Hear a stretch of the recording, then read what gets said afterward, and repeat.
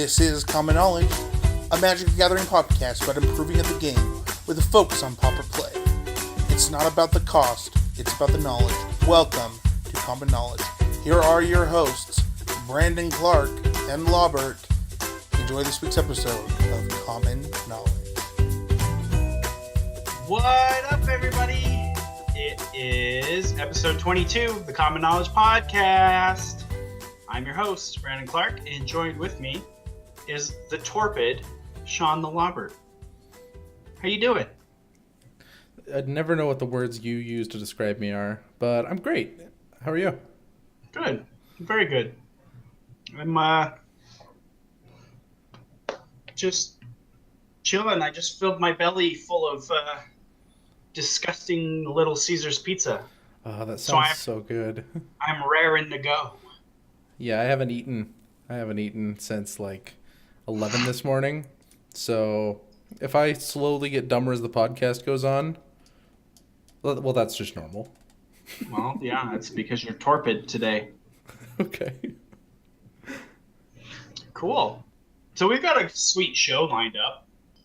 We're going to be talking about attacking a metagame today.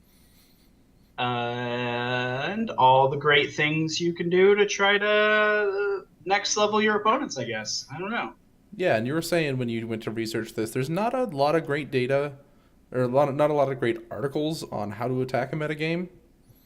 Well, there are a lot of great articles. It was just like I couldn't find anything general. Just like how do you come at a meta? How do you research? How do you do this? It was all like, here's this standard metagame, and here's all the things that you should be doing. And, I would sift through just tons of articles and videos and just get like little nuggets of information here and there. But there wasn't a lot of meat because it was, talking about a standard metagame or a modern metagame specifically. And so there was a lot of chaff that I had to filter out. I feel like what we're doing here could be applied to any format, but we're just going to be applying it to Pauper, and we're not really going to be going into a lot of like the very specific cards. We're just going to be talking about like what you're looking for and how to find those specific cards yourself, because it can change. Yeah, we want to try to and I mean our conversation will probably gravitate towards Pauper, just because that's just where our mind's at. But yeah, we want to try to make this a good general discussion for you guys. But before we dive into all that, let's talk about our sponsor, puremtgo.com. Go ahead and check them out for some awesome Magic-related content, their articles, deck lists, podcasts, the whole shebang. Check out the rest of the not common knowledge. The constructed criticism? Those ones. Yeah, go watch all those other podcasts. Watch them. They're on Listen YouTube to as them well. on YouTube. Listen to them on YouTube. Yeah, so there's the Constructed Criticism and the Limited Time Only podcast, all hosted by the mighty Spencer Howland. Oh, he gets his own weird word to describe him this week.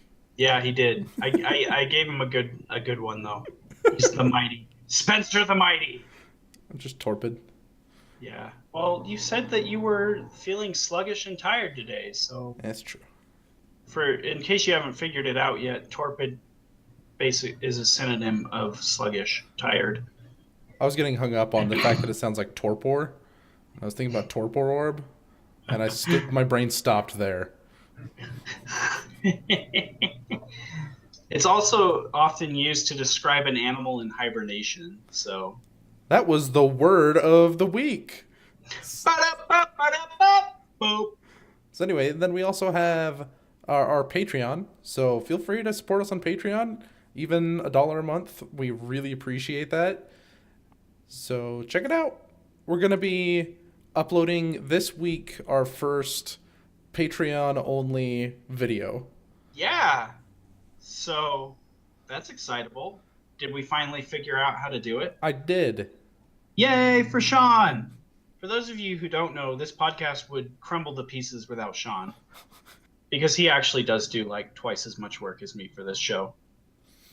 He's awesome. So send him your love, send him your thoughts and prayers. I'll make a spirit bomb out of it and kill Majin Buu.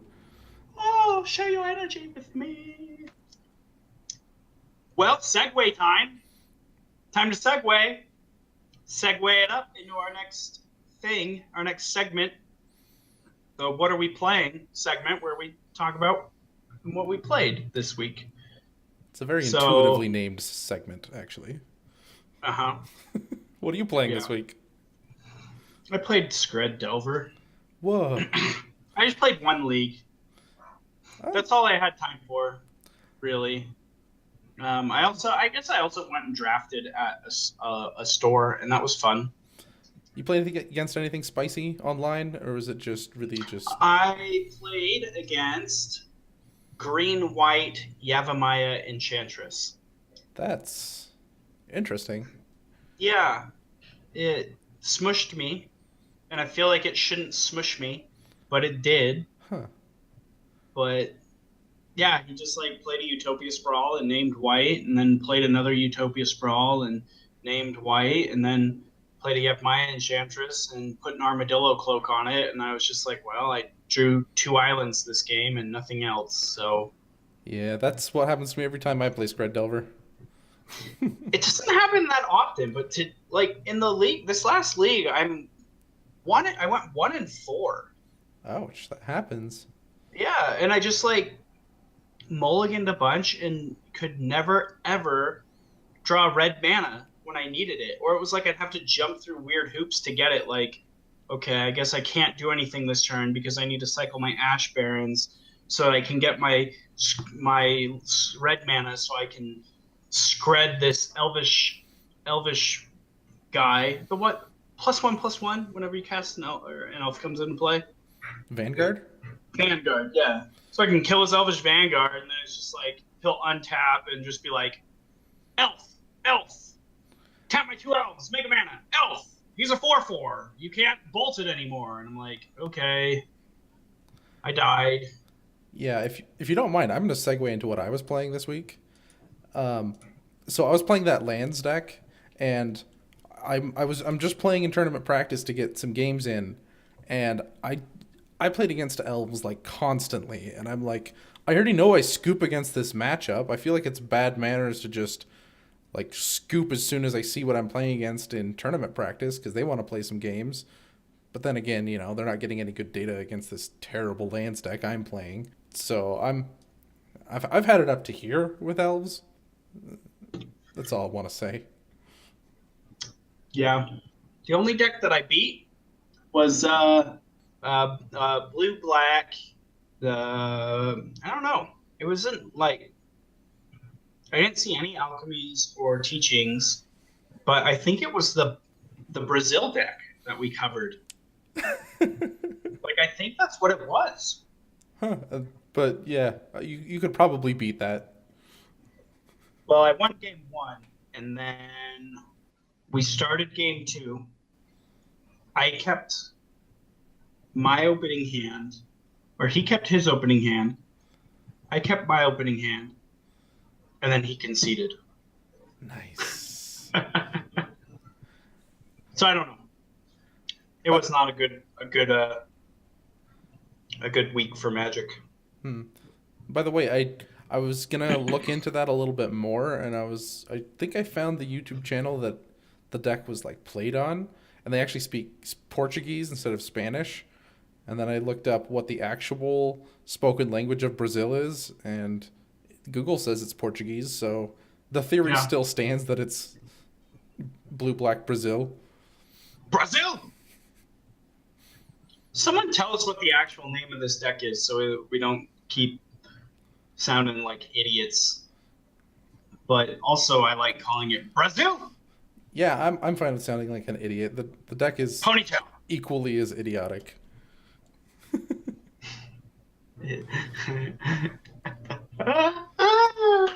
That's so fun. Segue time. We're going to segue to our next topic. Card of the week. So our card of the week is Gitu Lava Runner. It's Is it the Gitu or is it Gitu? Like a Gi, or is it Gi? I don't know. I don't have the pronunciation guide that Wizard gives out. I'm just gonna say Gitu. All right, I'm gonna say Gitu. All right, so that we're on the same page. Um, Right. it's it's from Dominaria. It's the one red 1/2 human wizard that gets +1 plus. Is it just +1 +0 and haste? If you have two or more instant and sorcery cards in your graveyard. And the reason I've chosen this for our card of the week is it actually top aided a week ago with this burn list that was playing like Gitaxian Probe, Flame Rift, and Keldon Marauders as its other threat, as well as like basically the rest of the burn package that you would expect minus the damage amplifiers. Yeah. I like this card just because it was a card that I think we kind of dismissed. We totally did. Yeah. And so it's very cool that it's showing up because I don't want to say I like being proven wrong, but it's a learning experience. Someone came and took this deck list, and this deck list is very creative. Mm-hmm. Adding the one of Gitaxian Probe. I might have gone with more if it was me, but I have seen versions running around in leagues that are playing like the full 4. And then oh like really? more flame rifts and things like that, which apparently they don't care about their life total, but that's burn for you. Yeah. I'm definitely willing to eat my own. I always eat my own words when I'm wrong, and I was like, I don't think this is going to show up in any lists, and it totally did. So I just wanted to highlight, if you're playing against burn, you might want to consider more blockers, or just be aware that this other version of burn is running around now. So I don't know. I feel like now that I'm looking at this card in an actual deck list, I kind of do see its merit. Yeah. I mean, it's two damage off the top when you draw it, like in the mid game. Yeah. The fact that it has 2 toughness is super relevant. Mm-hmm. I don't know. I just think this is a decent card.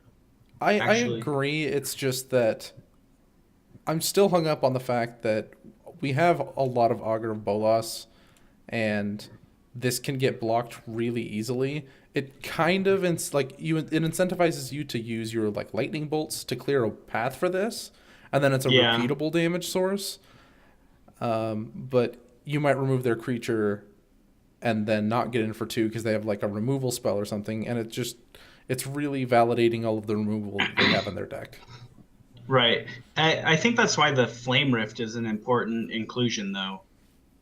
Like having just a big to-the-face spell in addition to Fire Blast, because you're using more of your lightning bolts, your chain lightnings, on clearing away blockers for your Lava Runners and your Keldon Marauders. Mm-hmm. So you need to make that up somewhere, and that's either with hitting them in the face a couple times with one of your creatures, or flame rifting them. But I like the direction the deck list has gone. Yeah, it's definitely got higher damage spells, but it's got some. I want to say it's got some worse matchups than the other version. Like what? Just anything with blockers and removal? Yeah. Yeah. Doesn't this seem worse against like Skred Delver? Like it's got your augurs, and both versions of the deck, you care about removing their creatures. I don't know. Yeah, I could see that. I don't know. I would have to play against it and know for sure, but yeah, maybe it is. It's just but you can play this guy on turn 2, and with Gitaxian Probe in your deck, very easily attack with it on turn 2 for 2. Make it into a 2/2. But I don't know. I'm a little. I think this card looks good in this list, and I think this list is like really well tailored to this card. but I'm still not fully sure if it's better or worse than just what Burn has been doing in the past. Yeah, that's where I'm at. Yeah, but it's definitely worth like noting and knowing of and keeping an eye out for. Yeah. Huh, well, alrighty. Is it segue time again? Yep. Yeah, we're gonna do a segue. Whoop, segue. Main topic time. Attacking a metagame. So, I guess we start with collecting the data of your metagame and trying to, I guess, just understand what decks show up, what cards go in all these decks, what their sideboard plans are, basically all that jazz, right? Yeah. And like the places you're mostly going to get that data is like the challenge data that we go over. And Right. I like to go to MTG Top 8, and if you can find Pauper on there, it's under the other category. They have a great list of the most played cards in a format, and it goes deep. Like if you go there right now, Lightning Bolt. Lightning Bolt is number one with like 39%. So if you can Wow. just go down this list and kind of just be like, I can beat this card and this card and this card, you can kind of set yourself, you can get a better picture. And one of the reasons I wanted to bring up data is you can have bad data that influences your decisions. Like if you're only going based on the challenge data, that's only the top 32 decks. And if there's over 100 decks that you're going to be, or over 100 entries, you don't get a snapshot of the majority of the format. You just get a snapshot of the best decks, which you do want to gear against more than the other ones, but you don't want to lose in the first few rounds because you're only expecting, Delver, Monarch, and Blue-Black Control. Yeah, because then you're gonna play against some weird stuff and probably lose. Yeah. If you're geared against them and you're cutting into your game plan, that's definitely not where you want to be. So you're just Yeah. looking at that data, looking for commonalities between all of the decks, and that's what you're trying to gear against. Right. You don't want to try. You don't want to just try and look at like there are 50 different decks in Pauper. How do I beat each deck? Mm-hmm. Because that's a losing proposition. Like you just can't do that. So, like Sean said, generalize. Okay, there's this aggressive strategy. There's these control type decks. There's these mid-range decks. There are these combo decks. And generalize all the decks together and then try to figure out specific ways to attack them. And in a lot of scenarios, your sideboard cards and your game plans will work against different decks within an archetype. There are some like exceptions, and in those cases, like you want, and if you can't beat that, like you maybe want to gear towards it a little more. But for the most part, you can just make those generalizations just based off your data, and then tune your list and your sideboard to just be good against that type of deck or that archetype. I've kind of noticed that it's good to be like sure up your matchups against most decks and like metagame like that, but it's okay to just have matchups where you're like, I just lose here. You don't want to dilute your deck so much that you're okay against that and not as great against everything else because you've diluted yourself. You're going to lose more games that way. It's okay to have a matchup that's just honestly abysmal. Like all the time, Elves is just that matchup for me of like, yeah, my deck doesn't play removal and it's not a turn 3 kill. Guess I can't beat Elves. There's no getting around that most of the time. Like, bring in some sideboard Yeah, cards. yeah, and we're gonna kind of talk a little more about how you can play around that later on, but the biggest one is like you said, just accept that you have a bad matchup, and that's okay. Like as long as it's not like a super prevalent part of the format, you shouldn't really be worrying about it because the format is so diverse. In a league or in a challenge, you're going to play against so many different decks that you don't need to have a strategy against each one, like a specific like this is how I sideboard against elves. This is how I sideboard against another go wide weenie deck. Like for the most part, those should be similar, and you can just sort of pick and choose your battles. So another way to kind of like combat that is to, instead of being the deck that wants to answer questions, be the deck that provides questions. So like you said, your decks don't play removal, and they also often don't kill on turn 3, and so you just have a terrible elves matchup. And a way to counteract that, if you're not going to be playing removal yourself or something, play an aggressive strategy, a strategy that doesn't care about what the rest of the metagame is doing. You're just going to say, here's my threat. Did you deal with it? No, you died. And that's a really good way to almost just skip over everything about metagaming. Yeah. Like, to an extent. Like, I'm not going to care what you do, which Boggles is a great example of this deck. Elves is a great example of this deck.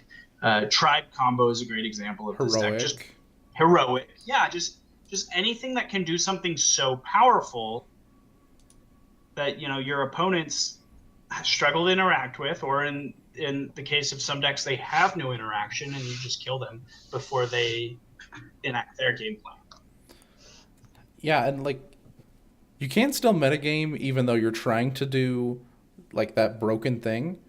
It's just the tiny tweaks of a deck can really put it over the edge. Like swapping out a lightning bolt for a flame slash because you've identified dispel as a problem, and 4 toughness creatures are also a problem, and you're like, okay, well, flame slash fits this. It's those 1 or 2 card slots that I think is the best way to attack a meta game. Is like you're gonna keep most of your cards the same, but you've tweaked a little bit, and that's really all you're doing. Yeah, and I think we've seen this a lot in the way the Pauper metagame has been shaping up over the last 6 months to a year. Cards like Augur Bolus for blue decks, they do this really well, where they kind of like you're saying, they serve like a multifunctional purpose. Like a flame slash that answers your 4 toughness creature and it solves your dispel problem. Well, an Augur Bolus solves your fizzling out problem, because it gets you that extra card deeper in your deck, and then it blocks on the ground, and so it's sort of doing like 2 things. And we've seen it a lot in decks where they're able to take these cards that shore up their weaknesses, but then also just give them an ability to, in some cases, not care. I think about Gurmag Angler in blue-black control decks. This card can either come down and stabilize the board, or you can play a Gurmag Angler really quickly and just kill them in 4 turns. And so you can change your role based on what you're playing against, and then you're less worried about what the actual matchup is, and you're more just concerned about catering to that matchup and changing your role and what you're doing with your deck. And we've seen a lot of stuff like that popping up. Yeah, and those end up being like how the entire archetype shifts at once, because everyone just kind of realizes this is the new plan now, this solves our problems. So that kind of leads into my next point, deck selection. Instead of trying to tweak an existing list for what you want to do, Pauper's a pretty cheap format, and realistically, you can afford to play any deck you want. So, like, there's like 3 ways of doing it. It's tweaking an existing list, like one or two cards to be better against a meta from your point of view, you can just select an existing deck that just feels like it's well placed. A lot of the time that I do that, I end up just falling into that deck's problems. Like how you talked about last week, how you couldn't beat blue black flicker, then you played blue black flicker, and that deck had its own problems all over the place. And then there's my favorite way of doing it. It's building a deck from the ground up. Like, man, this card seems like it solves the problems of this meta.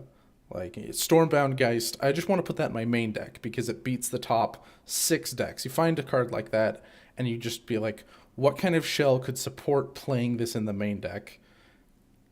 And that's a lot harder to do because it takes like brewing knowledge and time to make the brew and tweak it and all that. And of course, I'm a brewer, so that's my favorite way.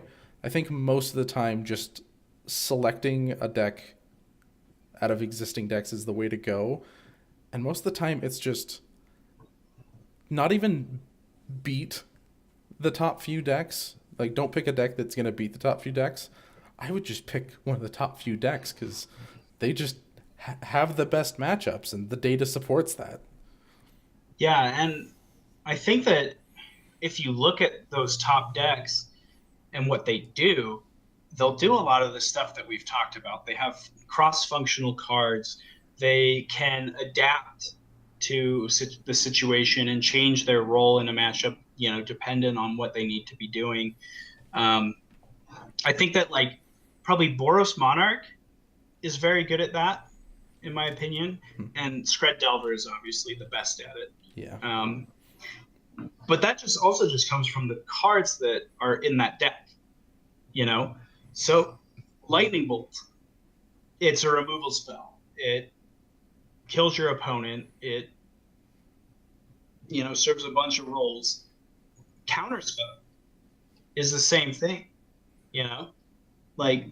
you get into a matchup where your mindset is, I don't care about what their removal is. They just have so few threats, and I have more threats than they have removal. So I'm not going to counter any of their removal spells, unless you can Spellstutter Sprite something. But I'm going to save my counter spells for their threats. Mm-hmm. And they're not going to be able to kill me. And eventually they're going to run out of removal. And I'm going to draw an extra card or two off a ninja that devours, and they're dead. And so having cards that are cross-functional like that are what allow decks like Boros Monarch and Scred Delver to have a more, I think, consistent, a consistency, but a less linear strategy. Mm-hmm. They don't have to worry about attacking the meta game because their cards are so good at doing so many different things that they're just fine in whatever matchup. Whereas a deck like Tribe Combo, that doesn't really get those options. You've got one option that you're dialed into when you look at your opening 7, and that is get this Tireless Tribe into play, make its butt big, and kill my opponent with it. And it's hard when your opponent can either, 1, go faster than you, or 2, can answer what you're doing. Mm-hmm. It's really difficult when you're in a linear deck like that to be able to adjust based on what your opponent's doing. I think that's kind of all I've got to talk about on this. Do you want to take us into our next bullet, our next topic?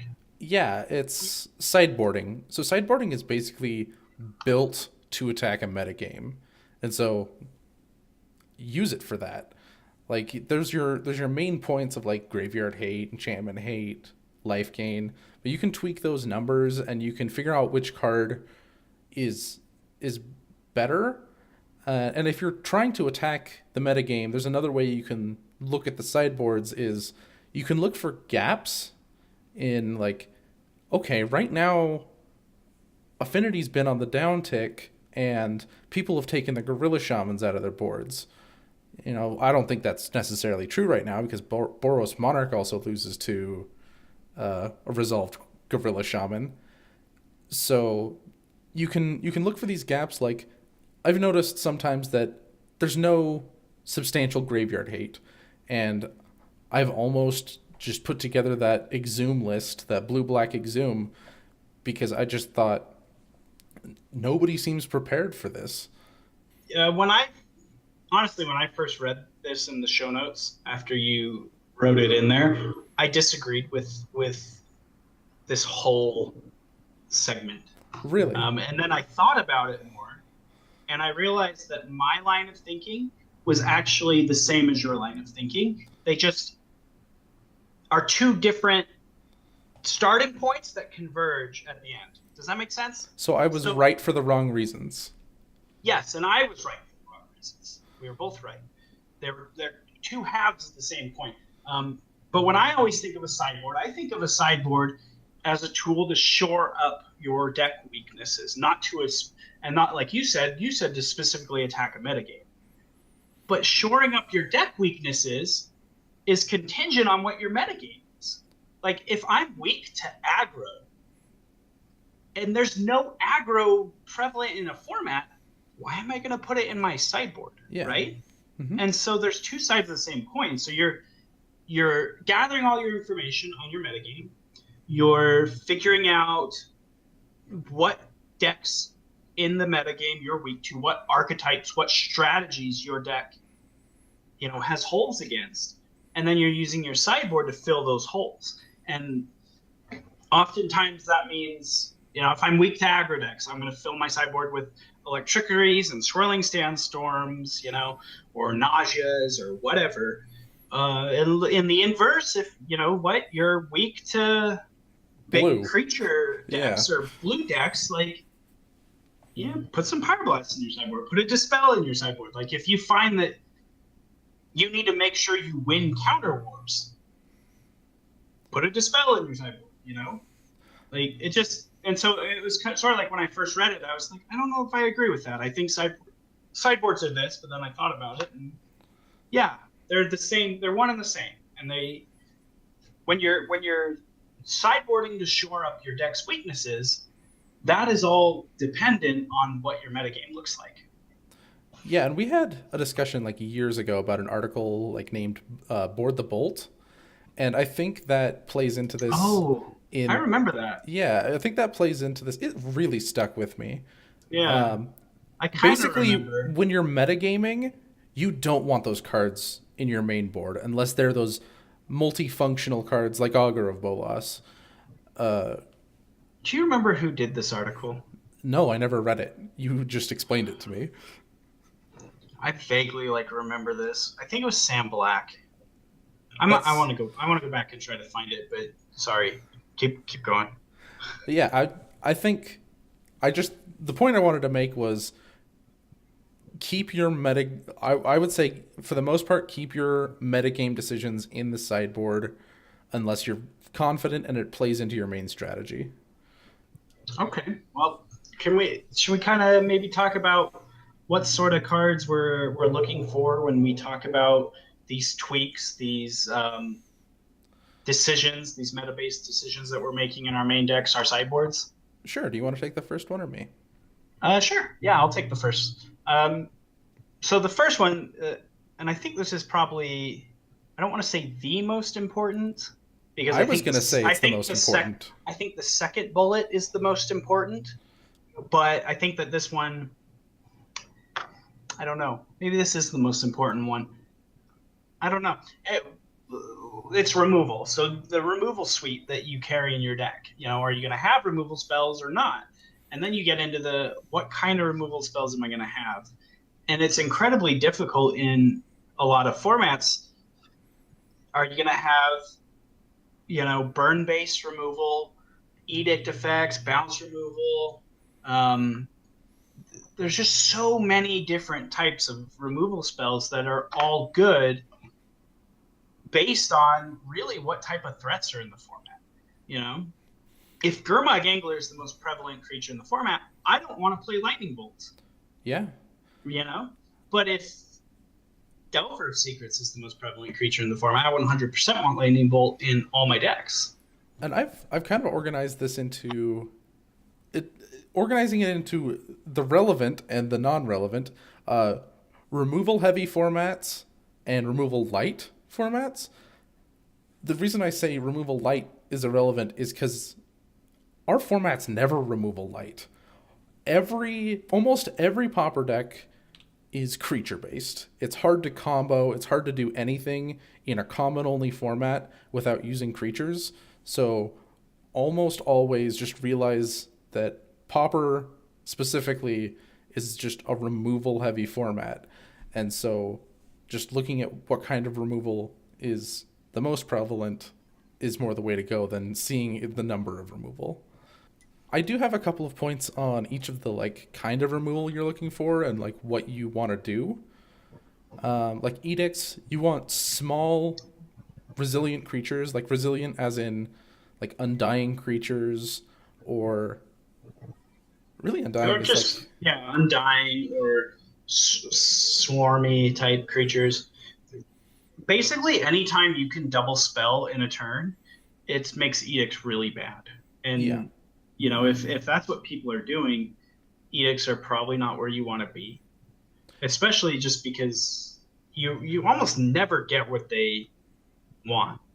And in this format, like the most frustrating thing about an Edict is when they don't play anything on turn 1, like if you're on the play. They don't play anything on turn 1, and then on turn 2 they cast an Augurebolus. And you've just got your Edict there. And you're forced to use it. Yeah, you're forced to use it, and it doesn't feel good. And then they're going to untap, and they're going to go like Delver or Fairy Miscreant, and it's just... I think you've stumbled onto a good point of creatures that have effects when they enter, instead of like being just a larger creature or something like that. That's another good way to play around Edicts. Augur's already got its advantage, and typically cards that have those effects have smaller bodies because of it, and you don't mind losing them. Like, I don't know, Elvish Visionary or any of those cards. Edicts are good though when like protection effects, like when you're trying to like give your creature protection or hexproof or something like that. So there's like cases when they do come up in the meta more. Yeah. Edicts are great against stuff like that. They're great against decks that try to protect their creatures somehow. I mean, as long as that doesn't mean they're protecting it with an Augurebolus. But if their tribe combo, like I don't usually want targeted removal specifically. Yeah. I would just rather have an Edict, because I know it's more narrow and it's more difficult for my opponent to play around or to beat. Same with like against Bogles. We can't target them anyway, so we'll target the controller, and they'll just sack it for good. Next I have like bounce effects. Mono Blue Delver's not going anywhere soon, so we always know that there's going to be bounce.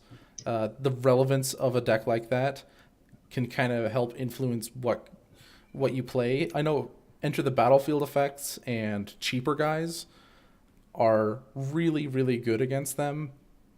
Yeah.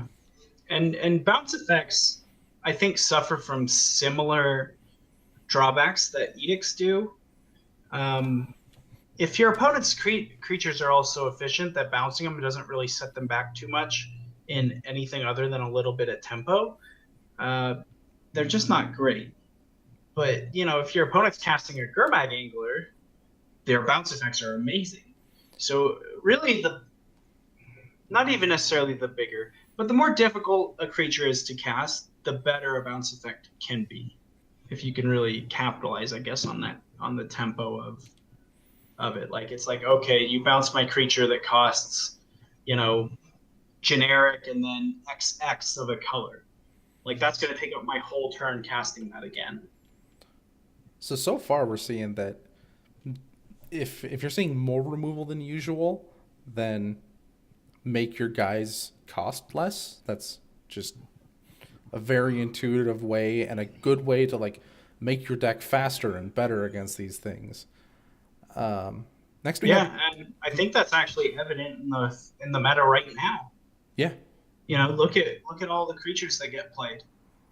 There's a lot of really low to the ground efficient creatures. And you see very few decks nowadays that are like, I'm casting Din Robahor and I'm casting Gurmag Angler. Like those decks exist, but they're few and far between. Like we did see that with them. Well, Tron decks trying out that Stonehorn Dignitary as their flicker target. Yeah. Then we have Burn. That's along with Burn. I've kind of lumped in anything that targets the toughness of your creature. So Disfigure, things like that. Which figure? Disfigure, Brandon. Oh. So you might want to favor cards that have 3 toughness, 4 toughness, rather than something that can die to, Firebolt if Firebolt comes back. It's really not around anymore. Or the inverse, play creatures that either replace themselves or creatures that are, I don't want to say bad, but like a Fairy Miscreant. Yeah? If I play my Fairy Miscreant and then my opponent bolts my Fairy Miscreant, I don't feel bad about that exchange. Right. There's no way that person has gained mana on you. That they're spending a 1 mana spell for a 1 mana spell. And when it comes to like the value of a spell, like I think a Lightning Bolt's value is just much higher than the average Fairy Miscreant. And so you've even kind of gained in that scenario. Or like same with like a Glinthawk. Lightning bolting a Glinthawk doesn't feel great because they bounced one of their artifacts and they're going to draw another card off of it. So play something that is either a big butt, if we're saying burn-based removal, or play creatures that are just more cost efficient. Along with like tweaking your creature package, burn can almost always be pointed at your face. So if you see more burn, consider adding some element of life gain to your deck. It's basically card advantage at a certain point to play a life gain. Healing Grace. Yeah, gotta get that Healing Grace. That card's card advantage for days. 2 for 1. 2 for 1 every time. You wait. That card's gonna be good. Yeah, we were kind of wrong on Get to Lava Runner, so maybe Healing Grace is the next best thing. Yeah, well, I wasn't wrong about Healing Grace. And then we have kind of the Pauper sweeper suite, like Pestilence, Evankar's Justice, Swirling Sandstorm, Electrickery, Nausea. Most of those are sideboard cards, but not all of them. So if you see tons of these, maybe steer clear of those go wise strategies, which kind of turns the whole removal heavy strategy that we were coming up with on its head of like, you don't want to just play small guys. Let's, maybe make a big creature or two. So I think diversity in creatures would be key here. Yeah, for sure. If you're, especially in Pauper, where all of our sweepers are conditional. Mm-hmm. They're dependent on the toughness of our creature. And granted, Swirling Sandstorm sort of bypasses that. But you know what? If your opponent has Swirling Sandstorm, you've probably got a dead card or two that you can board out for like a relic, to just try to keep them off threshold. But for the most part, if you can get a creature with more than 1 or 2 toughness, a lot of their sweepers don't matter. If they're going for Nauseas, having more Agra Bolus in your deck is great. Boarding in your, if you're Scred, boarding your who's that guy? The Geist, Stormbound Geist. Yeah. And I really think that the only decks that have trouble with sweepers are really elf decks. And aggro decks, Stompy, red deck wins. Yeah, Stompy, but Stompy can also get around these. It has Young Wolf. It puts an Elephant Guide on something, and then it's just outside of the range to be killed. We've basically seen them swap out all of their young wolves, and they don't play that card anymore, but they're playing What? Elephant Guide. They're not playing Young Wolf anymore? I don't think I've seen a young wolf in a long time. I guess I haven't paid attention. I just assumed they had all the things. Yeah, I think they've chosen Elephant Guide because it does more of these things. It replaces itself. It's a higher impact card. Yeah. It gets their guy at a burn range rather than Well, just being and a I 1/1 do that think gets that, blocked.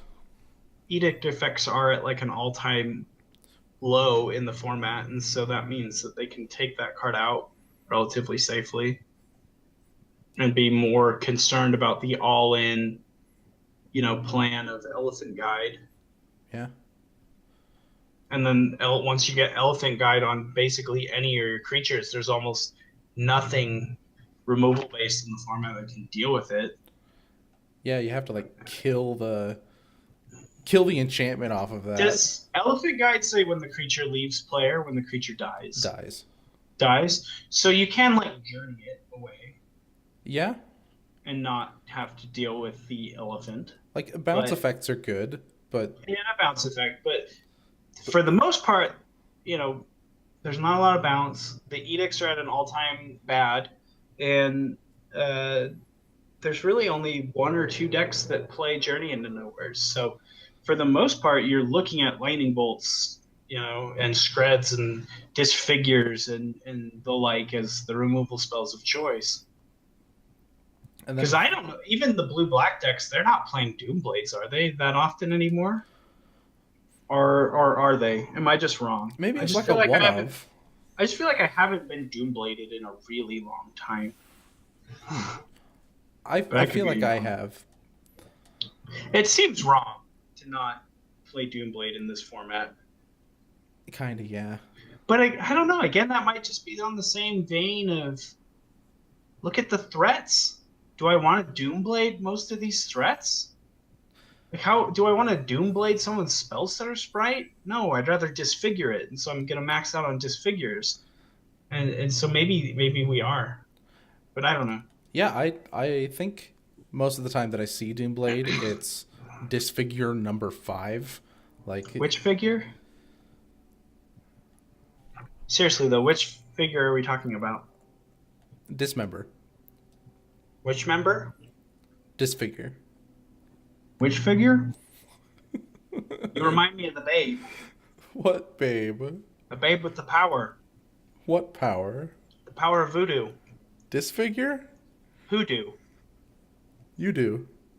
You remind me of the babe.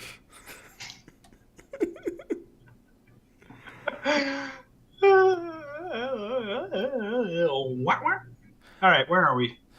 So then we have the removal light meta, which is super uncommon, but I won't say that it'll never exist or it's never existed. I just don't know of when that was. And I don't know that it's possible for that to exist just based on the type of creatures that are available and the fact that we have Lightning Bolt. Yeah.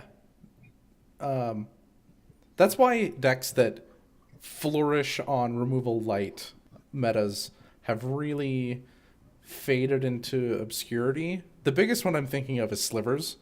Slivers is a great deck if your opponent isn't playing removal. Just playing 2 mana like 5/5s, because that's what they end up being. That's really good, and it just like got this new card with Lead the Stampede. Yeah. But that's just not realistic. There's too much removal. So like Elves is another one of those strategies, but Elves has like plans and redundancy, and it goes under a lot quicker. Its threats cost half the mana of Slivers. I actually put Delver on this list because like blue Delver. I think any Delver list. I think that one of the best things about that deck is I think it's a snowball strategy. If you're playing Spellstutter Sprite, your creatures have like that's why people bolt your Fairy Miscreant. They don't want to make that trade, but if they let that stay, they're not going to be able to counter your Ninja of the Deep Hours because it's uncounterable. And like so Delver's both good against removal heavy and removal light matchups. That seems fair.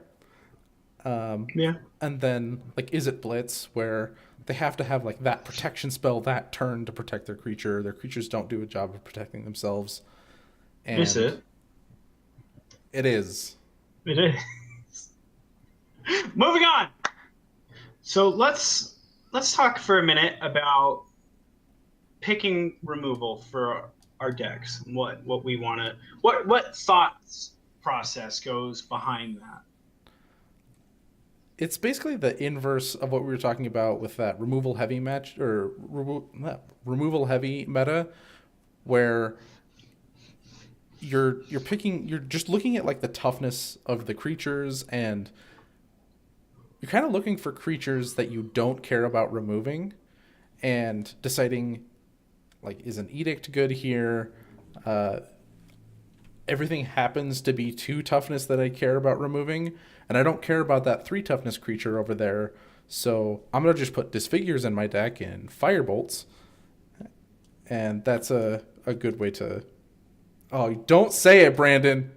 Don't say which. I muted myself and said it. Killing me. You know, the listeners wouldn't have even known if you hadn't said anything. They could feel you wanting to say which figure. Well, I did say it. I just muted myself so no one could hear me. Introduce our next topic. What are we even talking about? Let's talk about creatures. Creatures? We don't need those. Take them out. They're bad. No, so when we're thinking about what kind of creatures we want in our decks, that is going to be... And this is why... So Sean thinks that removal is the most important of all these bullets, and I think that creatures might be. And I think that's because the type of removal that's getting played is dependent on the creatures, right? Or are the creatures being played dependent on the type of removal that's available? Well, it's everything what came together first, the chicken or the egg? So I actually don't know the answer. It's a weird, like, circle, you know, and I think that's what we see in evolving metagames, where this is the best threat in the format. I'm going to put that in my deck. Oh, that's easily answered by one of the most common removal spells in the format. Let's try this different creature that isn't weak to X removal spell. And then the decks go, oh, my removal spell can't kill this guy anymore. So let's play Doomblade. And then all of a sudden it's like, well, now I can't beat a Gurmag Angler, and that guy's everywhere. So let's play Shred, you know? So it's like, I don't know which is more important or which one's more dependent on the other. I think it's just the circle of life. Yeah, I think you're right. Maybe. All right. Well, so let's kind of talk about, we have the 2 of the most important things that a creature does. They attack or they block, right? Right. So we want to think about, like, if we want to be blocking, you know, what kind of evasion exists in the format? What kind of, I guess that just comes down to what kind of creatures are we looking to block, right? So, like, Augurbulus is great because there's a lot of small creatures on the ground, and it has a lot of toughness. Spire Golem is great because it has a lot of toughness and is outside the range of most removal spells in the format, and it blocks everything. Yeah. So I don't know, that's kind of... Like, blocking is pretty straightforward, right? Like, yeah. Look at what you need to block. Figure out what types of creatures you're weakest against, or that you care about blocking, and then try to pick creatures that can make those blocks. And I guess we're going to caveat this. Obviously, I don't know if we specified, but, like, this is if you care about blocking. Yeah, there's a lot of decks that don't care at all about blocking, and even more decks that I've seen people put in creatures that are so great at blocking, but it's doing that thing where they're diluting their deck. Putting, Penumbra Spider in your deck, it's a good meta call. There's a lot of flyers. A lot of them can't get through a 4 toughness creature and 2 power. It's resilient, but it affects your ability to win the game so much that nobody does it. And there's a good reason for that. So I kind of want to move on to attacking. Obviously, attacking is just like the inverse of blocking. You want to make sure that they can't block you, and if they can, your creature's bigger. I want to say that having your creature be bigger on offense is way more important than on defense, because you can stack block. That, I think, is one of the points that people miss when building a deck, is like, stack blocking is fine. If you 2-for-1 yourself for that thing that's really a problem, hopefully you got value out of those creatures and you didn't just play like 2-mana bear, block your 4 power creature. I don't think that like ever happens unless you're building a really bad deck. So looking at the toughnesses of creatures, again, is something we're looking at when we're attacking, and pairing that up against how much power you've got. And if you don't have what it takes to get through their creature, like a mutagenic growth, something to like punch that through, or even have a creature that incentivizes them blocking it. Like, I think that's one of my favorite parts about Ninja, is even when it's blocked, they're using up a resource, or they're leaving up a guy to block it, and that's using up a resource. Yeah. So that was creatures, and I think we kind of touched on what we wanted to touch on. Yeah. And I don't know about you, but for me, this just felt like a really hard. This felt like a really hard topic. It's a very hard trying topic to prepare for. And I'm gonna go back again to like, it was hard for me to find like solid data from better players who have written articles and stuff. You know, I had to try to dissect things and apply them. I think it kind of plays into just how good is a person at recognizing a pattern. Like, really, really smart people, usually working together, are the ones that break a meta of like, okay, we've noticed this and this and this and this, and then combining all of that huge amount of data of like every creature in the format, all of the removal spells, the percentages of what part of the format they are, and just consolidating that into a list of 60 cards is extremely difficult. And that's why I started this episode with caveating it with, don't overdo it. Just go for a better plan, and you're going to be better off most of the time.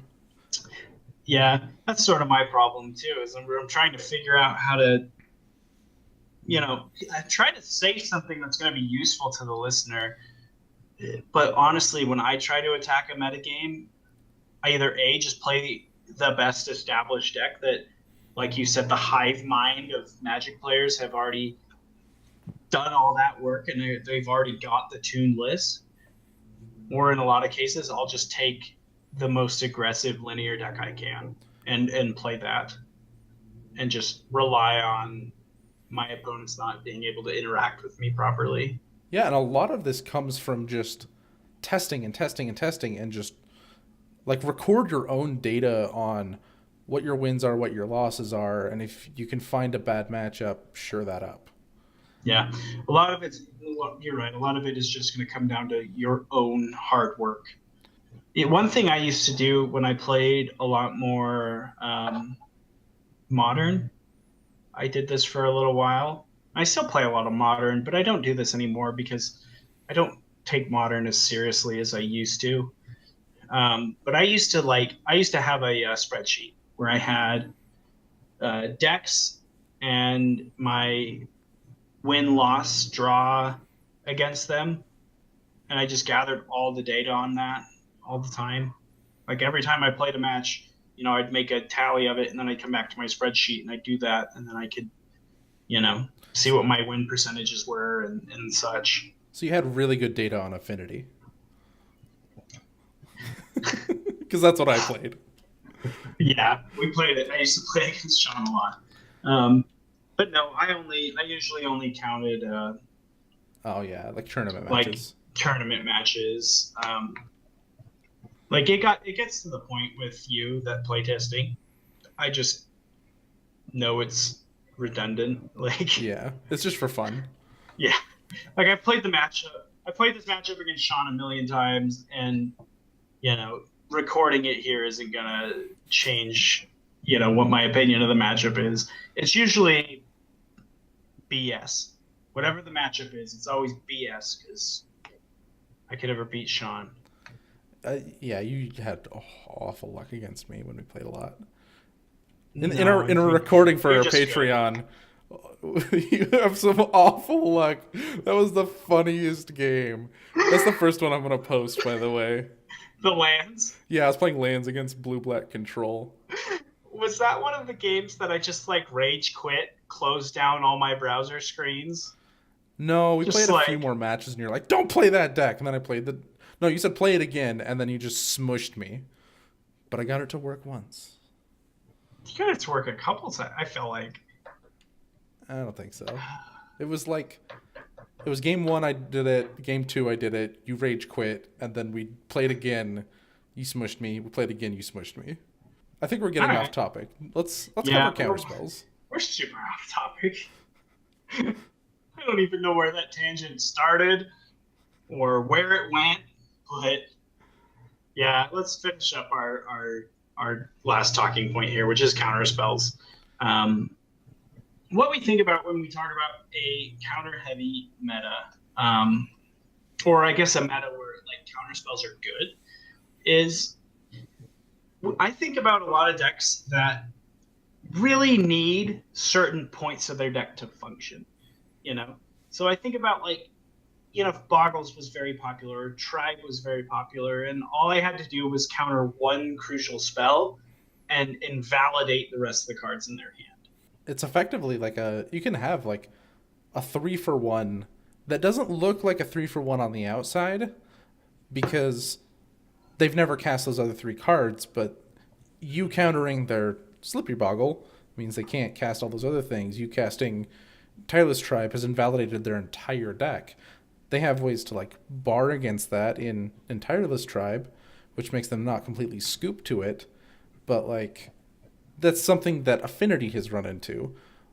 One of the ways that they've won most frequently is Fling or T-Rumor Battle Rage.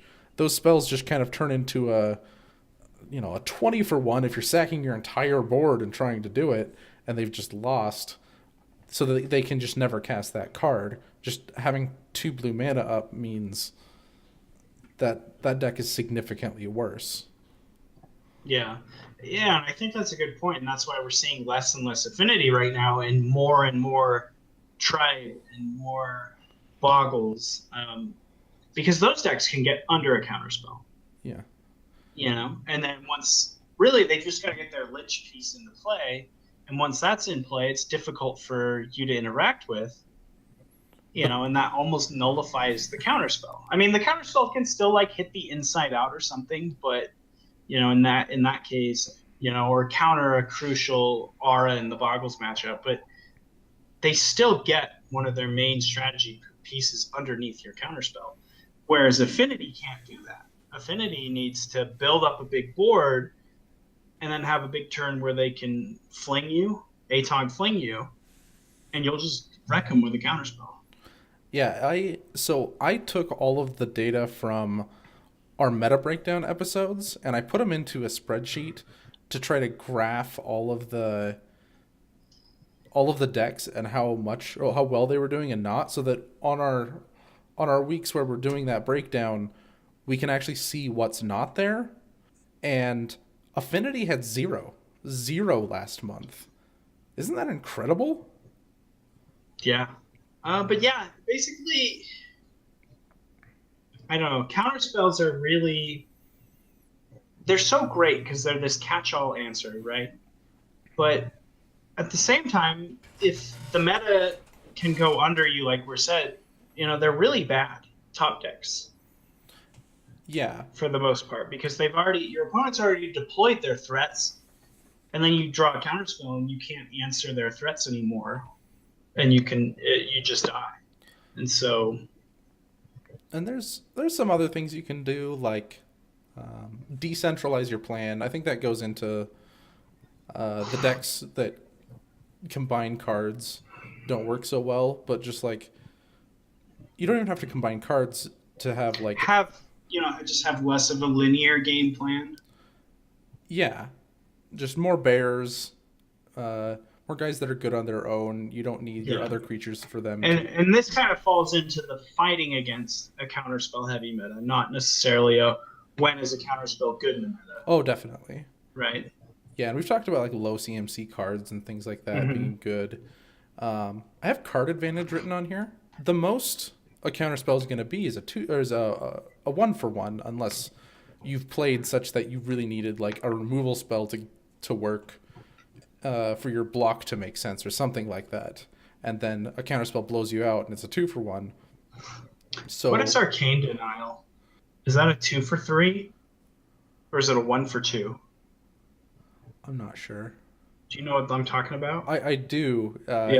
You counter a spell on the next upkeep. They draw 2 and you draw 1. Yeah. So you're using a card to negate one of their cards. So that's 0. And then you're getting drawing a card back. And then they're drawing 2. So it's a 1-for-2.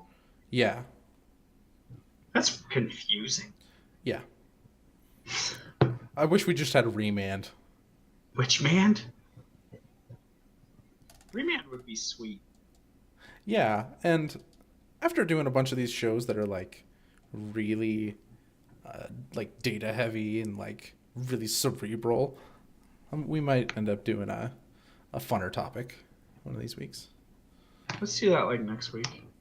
I'm down. Cards we wish we were in Pauper. Yeah, I've wanted to do that episode for a while. Let's just do it. Okay. I call Remand on my list. Okay. Because it's easy. We could also do it. Treasure Cruise. I wish that card was still in Pauper. No. All right. Do we have any wrap up for this? I think we've been like, and so basically this is what we're talking about like 4 times already. Yeah. Yeah. So I think we're ready to just wrap it up. Yeah, we've gone over what we wanted to talk about a few times, so let's just wrap it up. Yeah, because again, this was a really difficult topic for me, and I think part of it is just that like I myself am not good at attacking a metagame, and so I'm sitting here trying to like teach other people, and I'm over here just like I really don't know what I'm talking about anyway. So it was really hard for me to try to come up with something insightful to say to you guys. It's really hard because it's like a brewing topic mixed with a meta topic. It's like if you could do this perfect, you would just solve the meta. And you have every Magic player on Earth doing that. How can I build the deck that just beats everyone? Like, it's kind of just undoable. You can increase your win percentage a little bit if you do it right. All right, well, let's wash our hands of this madness and call it a day. Thank you for listening to the show. Don't forget, you can always email us at commonknowledgemtg@gmail.com if you have any insight for the show. We always love hearing your feedback.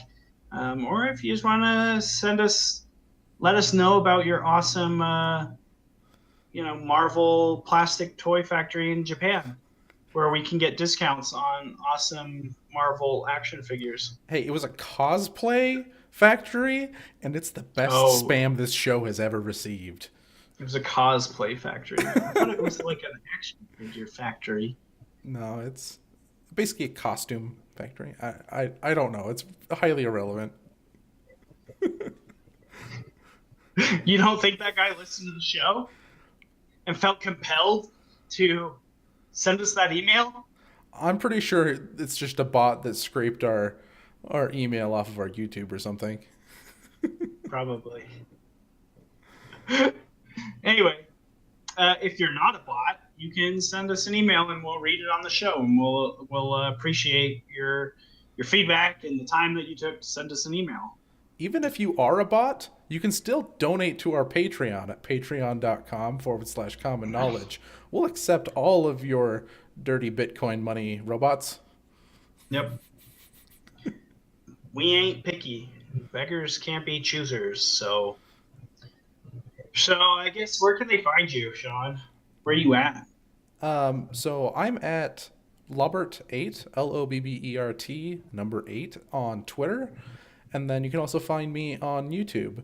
And real quick note about my YouTube is I got a shout out from the Mana Base and Any New Province, and I got a whole bunch of new subscribers, and I just want to thank them because that is awesome. Thank you, Province Guy and Wedge from the Mana Base. Where can they find you, Brandon? Me, I'm just on the Twitter.